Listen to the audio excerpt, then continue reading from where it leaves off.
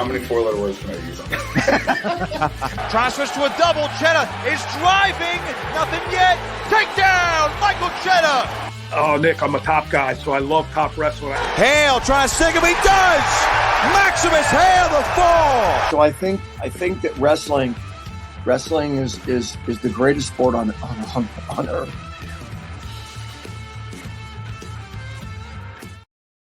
It's another edition of On3 Wrestling on On3 Sports. I'm your host, Nick Kosko, and with me today is Bloomsburg head coach John Stutzman. Coach, a real pleasure to talk to you. I was looking forward to talking to you for quite a while. Back at Bloomsburg right now, preseason in full swing. Season just around the corner. I'm sure it's been a whirlwind for you. What's it been like for you recently? It's been awesome. You know, I've really enjoyed my time back here for the last 9 weeks. My son moved down with me for a little bit, and he's running around town like a madman. We're working hard to kind of get kids into school, and so it's been fun, and the guys have responded in a positive way. So it's been awesome. It's been incredible, to be honest with you. When you talk about this return, you were here before, so it is a familiar place with you. What is different right now? I mean, I can imagine probably some things are the same. You know, maybe there's a rebuild on the horizon for you guys, but there are some things that are different since the last time you were there, considering you're at your alma mater for over a decade. What is different about Bloomsburg this time around?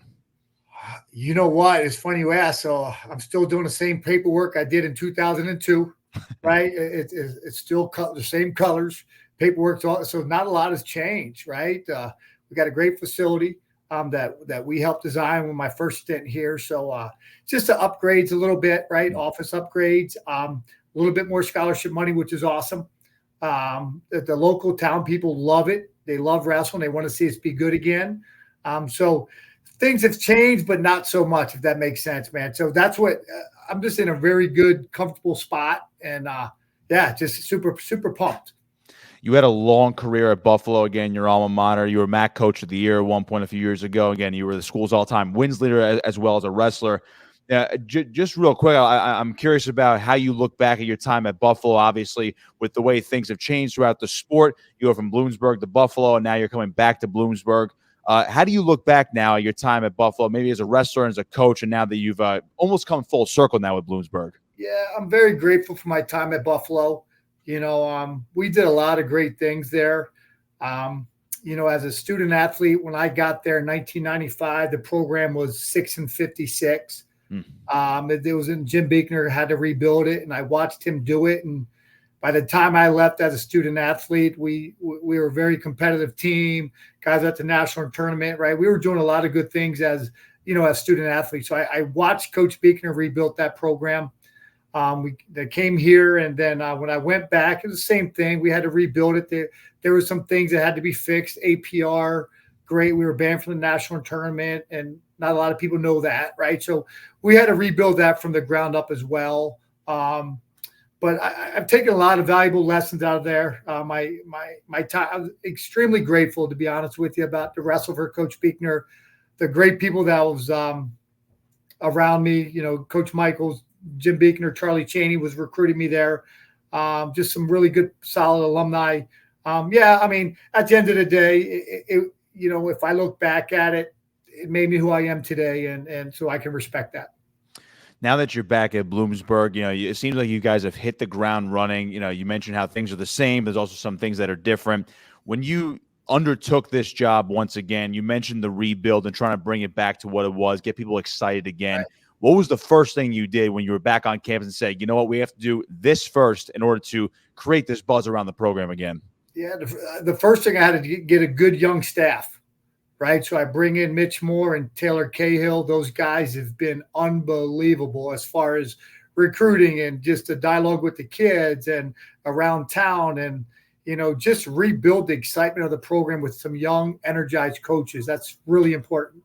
And then I started building with the local community again. The Husky Elite Wrestling Club has been awesome for us. That's kind of our fundraising arm to help us generate more scholarship money, and it just helps us generate just more, money for the program, right? So just connecting with those guys and then just getting out and about, right? My son plays football down here and just getting around and talking to all the local people about wrestling and about the good days, right? And about the Russ Houck days, the Roger Sanders days, the Tom Martucci, right? The Dan Wernsberger and myself. And there's just so much great history here, and just get people excited about that, bringing alumni in to talk to the team. I mean, it's just relationships right now, and that's what we're working on rebuilding. Was it something that you found yourself being very familiar with in building those relationships? I mean, are there some relationships that you rekindled, or is it pretty much all new relationships and I guess a new wave of people trying to get them on board with the program? Both, right? A lot of rekindling, right? I had an unbelievable conversation with Coach Poff, who's a legend in the wrestling circles here in Pennsylvania, right? Jack Davis, the old Clarion head coach, is right up the street, right? So there are just so many good people that I was, very familiar with, and just rekindle those relationships, and then we got to rebuild, right? We got to rebuild some past relationships. Then we got to bring people back in the fold. So it's been threefold, so to speak, right? If that makes sense. And but it's been fun. We're on the phone 24 hours a day. It seems like we're going in the right direction. When you talk about going in the right direction, I'm always curious on how these big rebuilds happens. Again, I know Bloomsburg's been down tough for the past few years, but there's a lot of tradition, as you mentioned before, dating back to your first stint as the head coach. And it's in a wrestling-rich area. I don't think a lot of people really know that. Right. When you go out into the public, into the community, and say, this is a hotbed for wrestling, and you don't have to go to these big, powerful institutions. We can start building something special here once again. Is that something that you have to constantly remind people of? Like, hey, there's an All-American down the street. We just have to bring them into this wrestling room and develop them. That's it. I had that conversation with our kids every day about the tradition of the university, right? My three brother-in-laws wrestled here. My wife went to school here. I had a couple cousins that went to school here, right? So we're just in such a great area for recruiting and wrestling in general. You don't have to go too far, but we can go far if we need to be, right? So, New Jersey's 2 hours down the street, right? And some of my best guys are New Jersey guys. Mike Decino, late Mike Decino is one of my best guys of all time. So we're just in such a good area, man. I'm so excited to watch this thing grow again. And I'll be more patient this time. You know what I mean? But I think that's important. Just let it unfold, right? Don't push the envelope too hard at first, right? Just let the relationships build and just do it the right way. As far as the on-the-mat stuff is concerned, when you are developing a program and trying to rebuild something, it obviously comes down to recruiting. Everyone knows this. You have to bring the best guys in and try to build from there. Maybe it takes 2 guys, then it's 4 guys and 6 guys. When you come into a situation like you did within the last few months, you might not get the best guys right away. So how do you develop them and their skills on the mat, maybe to push them further? I know you said before it starts with your staff as well. Do you refine techniques? Do you use new training practices? What do you do in the room to start pushing these guys a step further this season? Well, I think you got to evolve a little bit, right? With time, you got to evolve. But you're right. It's not about the X's and O's. It's about the Jimmy Joes, right? So we got to get some guys. But I like some of the guys, and I like the guys in the program right now. I think they're trying to buy in to the workload. I think at the end of the day, it's about work and about being competitive. And whatever you do, as long as you work extremely hard and you're ultra competitive, you're going to have a chance. And that's what we're trying to develop right now. I wanted to circle back to your staff because I covered Mitch Moore last season during his final year at Rutgers, and he's an absolute workhorse and a hammer. And you mentioned Taylor Cahill as well. A younger staff, does that kind of bring the energy up in the room, and especially guys that can be drill partners in the room? What have those 2 guys brought to the table so far? Well, I don't know if anybody needs more energy. I drink like 20 of these a day, right? So we're always going to have high energy. Mitch is awesome. I call him the enforcer, right? Like, guys, he's my enforcer, right? He's awesome, right? And he brings a toughness to him, a high level of intensity. As you know, you watched him wrestle at Rutgers and 5-time national qualifier. I've been around the 12, 3 different times. I hope I'm not selling him short. Right. So he a 4-time state champ. I mean, he has it all, right? Just won the other night at CWA, pinned the guy, right? And so he's fun, man. He sometimes, like, I joke around a little bit. I'm just like, does he think I'm joking or think I'm serious? So I'm like, man, I'm sorry.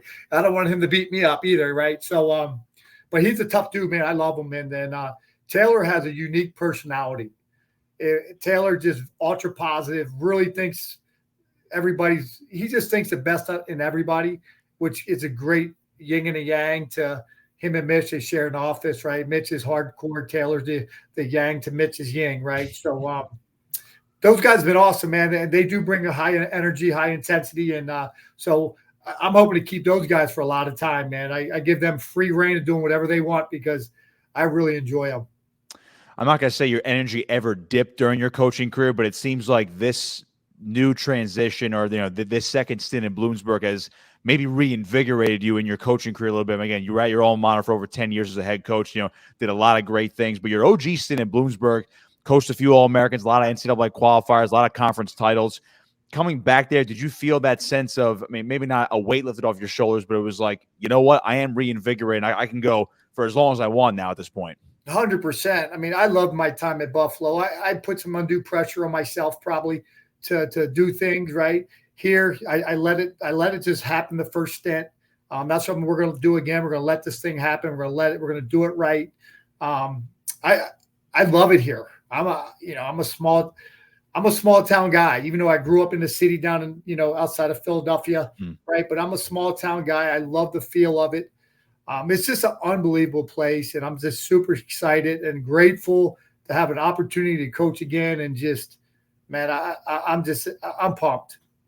Back on the rebuild part of things, it's interesting because, again, there is a lot that has to go into it. It's not an overnight fix. Usually most programs are not an overnight fix anyway. Right. But I think correct me if I'm wrong, but I think I tallied out as of last week, you guys had 18 new commitments. Is that for the class of 25 or even 26? Without asking too many secrets, how'd you pull these guys in that fast? That seems like an unbelievable job to get almost 20 guys already committed to the program. Right. Well, we got 22 now, right? Taylor and Mitch have hit the ground running. Just finding the right kid, a lot like my first stint here, those type of kids, the Rich Perrys, the Frank Hickmans, the Josh Rosas, the Josh Veltries, the Mike DeCinos, the Sam Shireys, just guys like that the Matt Moleys, Mike Spades, guys like that who want to be here, right? I think that's what we're trying to find, right? And this place is, when you come on Bloomsburg's campus, it's a beautiful campus. People don't realize how nice it is. The cost of school here in state's only $23,000 a year. Out of state's about roughly $32,000, $33,000.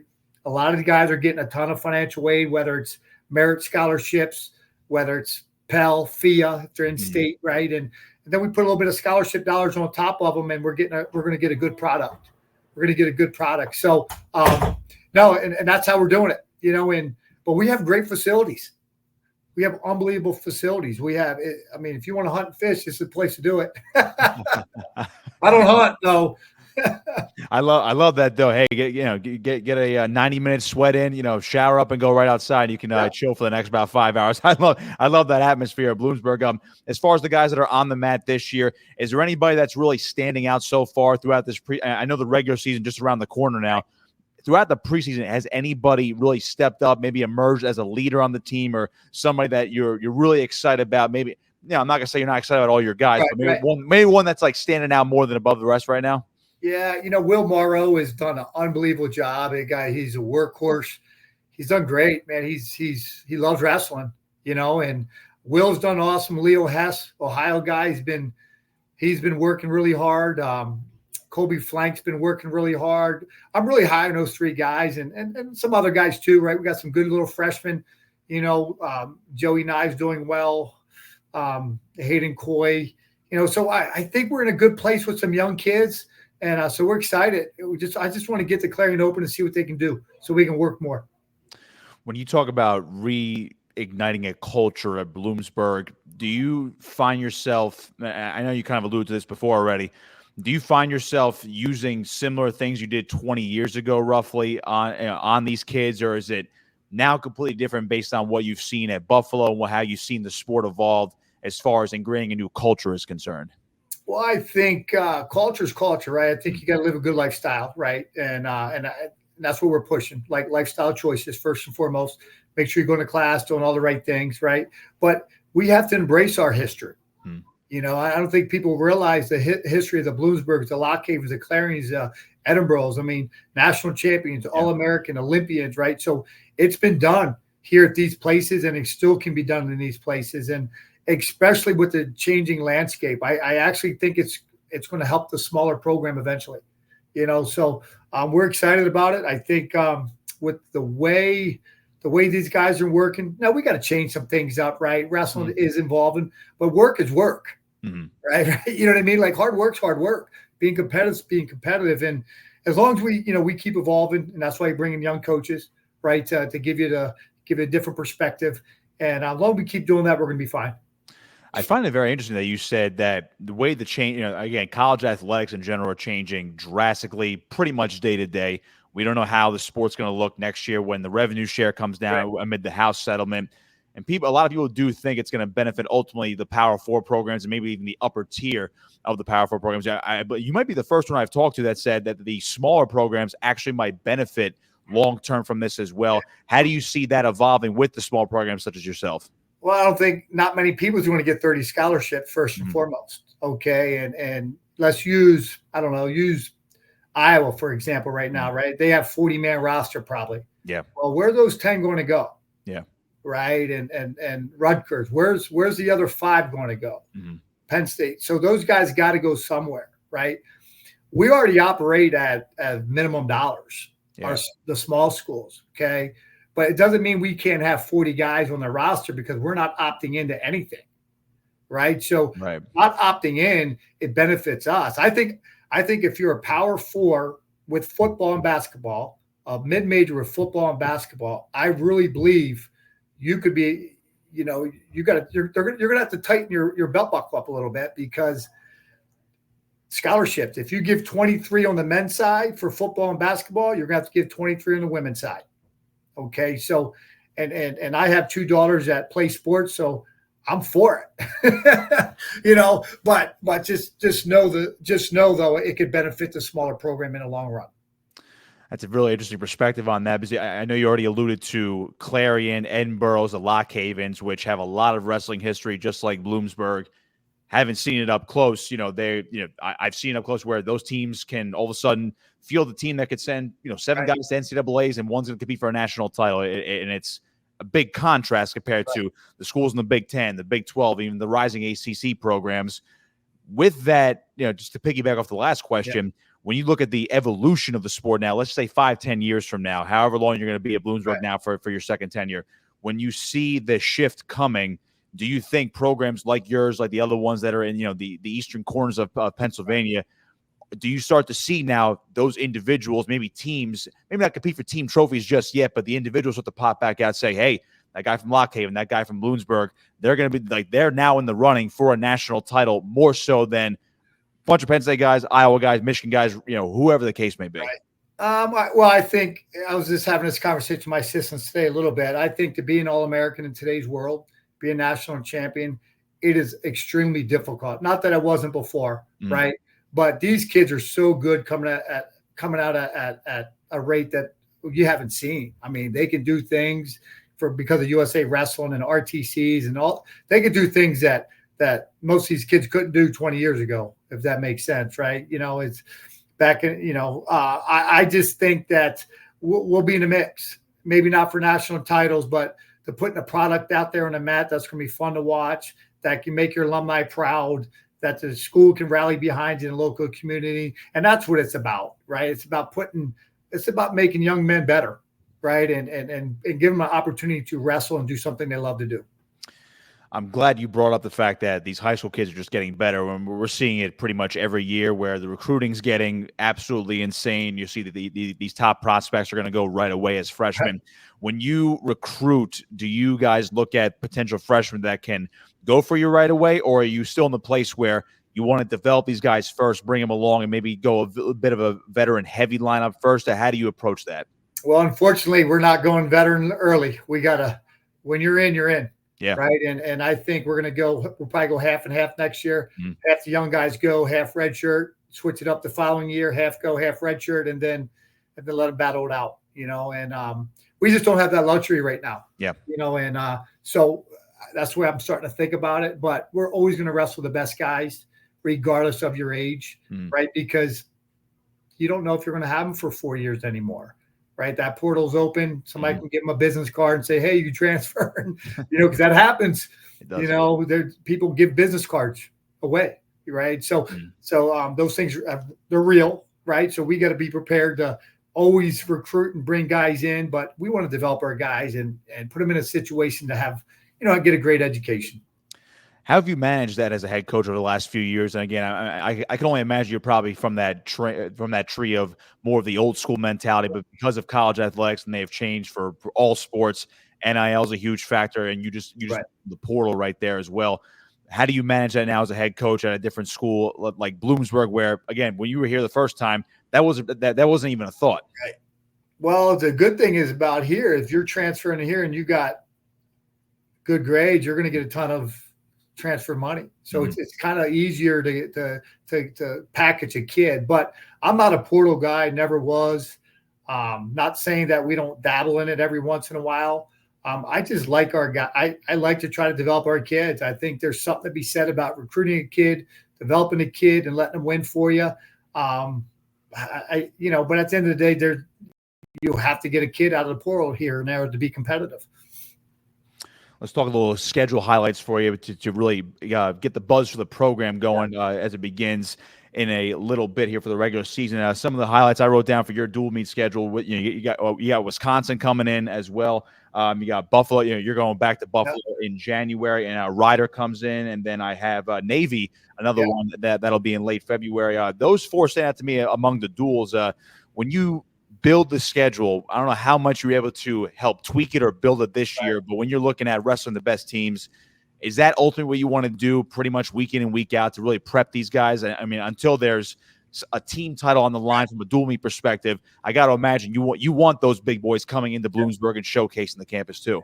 Yeah, so our schedule was complete for the most part before I got here. I was able to change a couple things, but yeah, my first stint here, I don't think people realize this. We had Penn State in our gym. We had Lehigh in our gym. Maryland was here. Rutgers was here. We wrestled Michigan. We wrestled Northern Iowa, Old Dominion, Virginia Tech, Arizona State. Right? I mean, we were wrestling everybody, Pitt, West Virginia, right? And we have to do that because that's what kids want to do. You want to wrestle the good teams and the best teams. So we're going to do that again. We're going to rebuild that schedule to bring some hammers into our building. Because we want to give the local people, we want to show them that we can compete, and that's what we have to do. When you talk about putting on a show at Bloomsburg, what just for those who are unfamiliar, describe what a dual atmosphere at Bloomsburg is like. And I know you built it up to a certain point during your first time around where it was an event. Right. How do you get it to be that event again the second time around?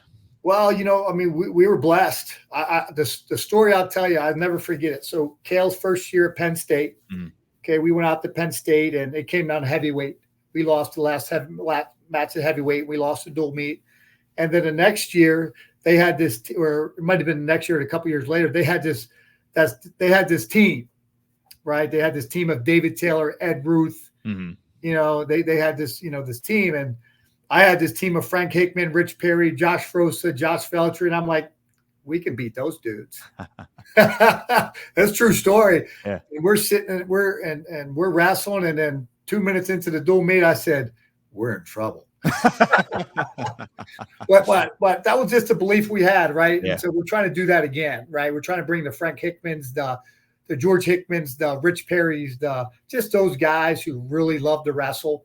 And when we do that, it's going to be an unbelievable atmosphere again. And those guys bring the energy, right? They're the ones walking around campus. They're the ones, talking to all the athletes, and it's just their personalities what made wrestling big at Bloomsburg. My job was just to rev them up and let them go. And that's what we're going to try to do again. When you were at your height during your first time at Bloomsburg, was there a buzz around the campus that was maybe unlike anything you've ever seen for a wrestling program, where everyone, you see a wrestler on campus, oh, big match on Friday, big match on Sunday. What was there that type of buzz your first time around? And then I would imagine that's something you're definitely trying to replicate even as early as this season. It was awesome. The full disclosure, it was unlike anything I've ever felt. right? And just I go downtown, and I'll never forget. I was doing a local TV show downtown, and they asked me about, what do you think about going up against big time programs? And I looked at the guy, go, what are you talking about? We're the big time program, right? And so those are the attitude that we have to bring back, right? Just that mentality, and because we can do it, we can do it. And we're going to do it. It's just, it's going to take a little bit of time, right? But I think we can do it faster than people think, and look outside, it's sunny out. It's nice out. It's almost November, and we're still dealing with a 70-degree day. So I can imagine the vibes are really high right now on Bloomsburg's campus. John Stutzman with me here on On3 Wrestling. Coach, I wanted to give you more of a loaded question. I do ask everybody, and it seems like you're all about the buzz of the sport, growing the sport, and I love your perspective on the small programs now getting back into it, which kind of leads me to my point about a dual meet championship that I think the sport does need it. I'm from New Jersey. I lived in Jersey my entire life, so I've seen it firsthand how the high school does, or the high school level does it, where you have the whole team season, you have team state playoffs, and then you go into your individual season. Are you of the mind that college wrestling needs something like that, whether it's similar, a little bit different, but a team championship in the way of a dual meet is a definite way to keep the sport growing into the future? Look, I will be honest with you. Yeah. So my high school coach, he was all about dual meets, and I loved every second of it. Right? I'm a dual meet guy through and through. I believe in dual meets is what not only brings crowds, right, but dual meets are fun. That's what you coach for. I think programs do not grow when you worry about one guy. Right? Let's worry about the 30 guys in your team and develop the full team, and not the 2 guys that can be All-Americans or be in national qualifiers, right? So I'm a dual meet guy, man. I think we need it. I want it. Lacrosse is growing at an all-time rate because it's fun. These other programs, sports are growing because it's about the team, right? And that's what kind of society we're in, man. We're in a team society, right? And nobody wants to see a team get pinned 9 times because you have one good guy. It doesn't make sense to me, so dual meets all the way. I love it. I got you on board. You're my latest guy on board for that. Speaking of dual meets and creativity, you just mentioned it's sunny out. I mean, are you thinking about maybe an outdoor match at some point? Maybe not this year, but maybe 70 degrees again next November. I think we need to get an outdoor match on that beautiful Bloomsburg campus. Yeah, we'll get Goody out here and get a good November 1st matchup on the turf out there. We can put under lights and stuff like that. That'd be awesome. I love that idea. Have you guys done anything creative with the program as far as maybe an open practice, or just getting guys, maybe even if they're off the mat and when they're not practicing, to say, hey, this program is back, like it's buzzing, and we're gonna be back this year / over the next couple of years, get ready and get on board now? We haven't done anything outside yet, right? So Bloomsburg campus, I don't know if you've ever been here before, but it's separated. You got upper campus and lower campus. So getting some of the students up on upper campus sometimes a challenge. But no, we're definitely going to next year hopefully get down to the quad, right? Do a practice right to the campus. People like that nowadays. I'm old school, man. I think you should just go in a restroom and wrestle. The kids don't like that now. You gotta